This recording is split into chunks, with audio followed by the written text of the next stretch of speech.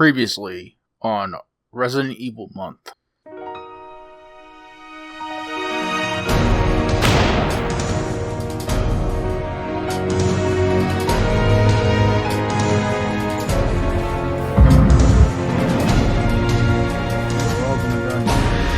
Resident Evil Month 2.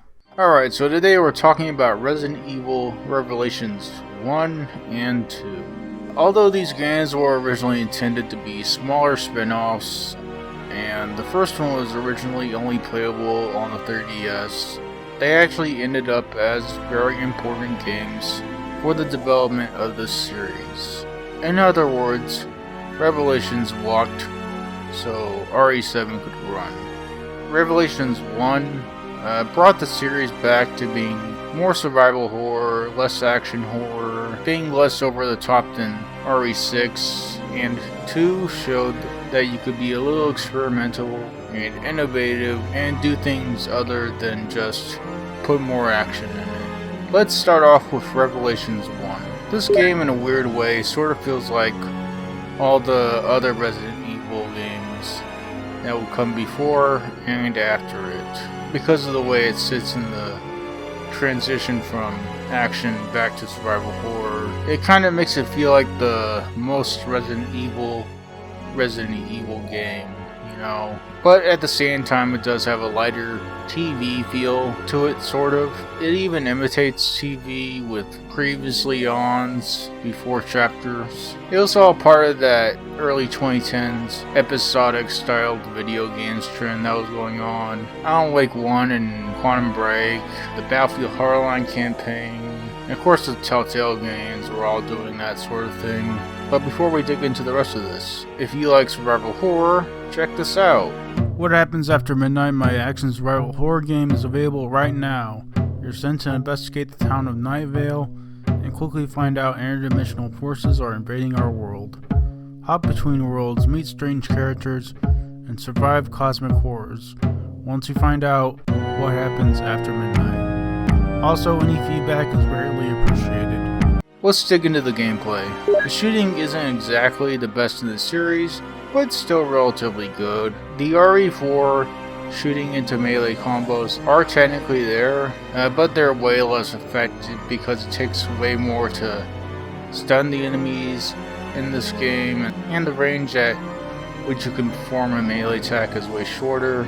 There is a dodge move that's kind of weird, where you have to push the left stick forward right before an attack, sort of like a parry, but as a dodge, I guess. I didn't really like it and didn't use it much.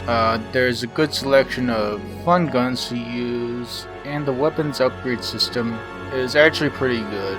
There's a lot of interesting combinations of different modifications you can put on your guns. Moving on, there's also the scanner mechanic that you can use to find hidden items in the environment, but it's a bit tedious to do. The enemies and bosses are alright. They're not great, they're not terrible. Also, I will say that the last boss is kind of weirdly a Souls-like boss, sorta. As for the level design, it's a bit split.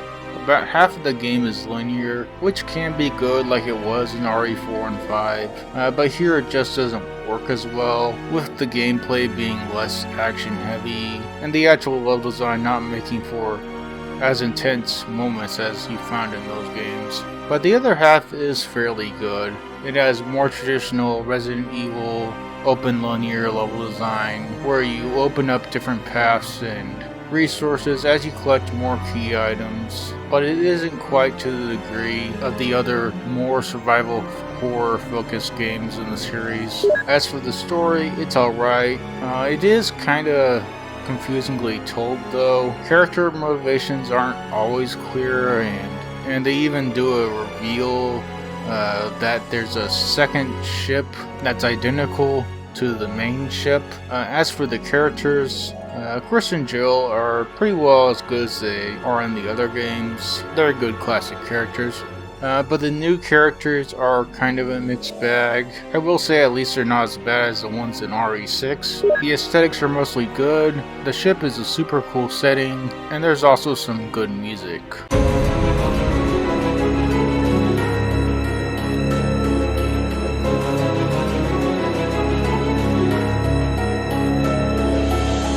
That being said, the creature design was a little subpar for the series. Overall, it's a good game. It's just not very distinct when compared to the rest of the games in the series, and I'm going to give it an 8.60. And now on to Revelations 2. Starting with the gameplay, the shooting is mostly the same, maybe a bit better. It's solid. They changed the dodge to a regular dodge move, and it's alright. I will say that it doesn't feel like it meshes with the enemy attacks that well sometimes though. There was a lot of times where I would dodge one attack and immediately get hit by a second, or I wouldn't go far enough away to avoid the attack. You can upgrade the dodge to make it better, but I would rather have started with a good dodge to upgrade to be even better, instead of upgrading a clearly nerfed dodge to be actually good. Moving on, this game also technically has the RE4 shooting to melee combos, but it's nerfed even harder. There is also stealth now in the berry sections at least, but I basically instantly forgot about it right after the tutorial for it. It never felt intuitive to think about stealth in this game. The enemies and bosses are slightly better this time, both in gameplay and aesthetics. There's a crafting system this time. It mostly revolves around making different explosive bottles to use. They're okay. The gun upgrade system is worse this time, mainly because you get a lot less upgrades. When I review most games, I usually don't have much to say about the skill system, because they're usually straightforward and good, but I think this one's a bad one. A lot of the skills only really apply to co-op or only really apply to single player, and it makes sure regardless of however you play, there's going to be a significant amount of them that are just kind of useless. Also, a lot of the ones that do apply to both aren't very good either, and sometimes oddly specific, like the one where you crouch to get iframes. It kind of seems weird, like why would you do that instead of dodge? When it comes to level design, it's much more linear, but it is significantly better than the linear parts on the first one. It's not all great though. A lot of the berry sections are just kind of retreading the Claire levels, which doesn't make for very engaging gameplay. It pretty much goes as well as most times when games retread old levels. The biggest change in gameplay between this and the last game is the partner characters, which includes optional co-op. In single player, it works like it does in RE0, where you press a button to switch between the characters. Most of the time this isn't very engaging. You usually just kind of use them like the scanner in the last game to find hidden items. There are also some small sections where the characters split up and you have to use them both to complete a puzzle or something like that, but it's not very compelling.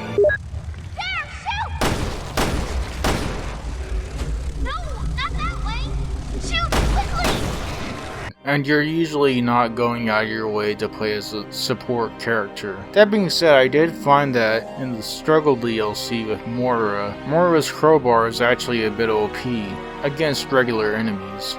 So she's probably good for saving ammo in the early game. I'd imagine having an actual person play the partner character would be a lot funner, but you might have trouble finding a co-op partner for two main reasons. Firstly, Player 2 is a support character, and that probably won't appeal to a lot of people. And secondly, the co-op is local only, so you also have to know that person personally.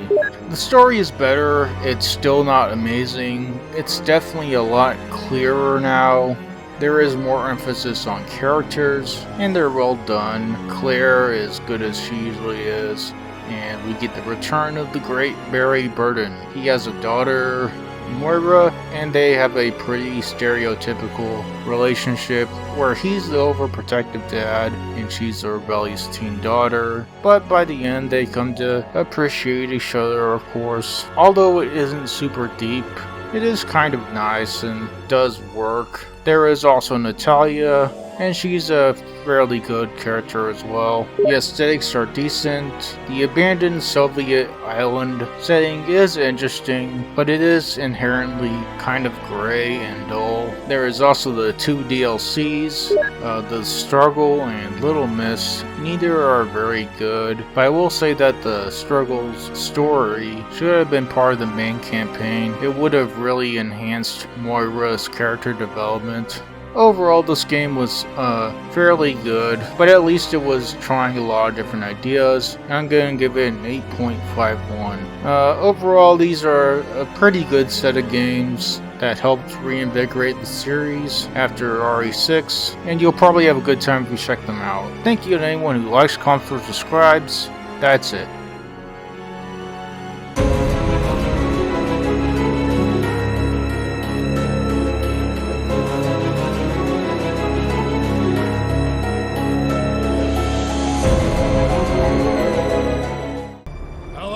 Need you.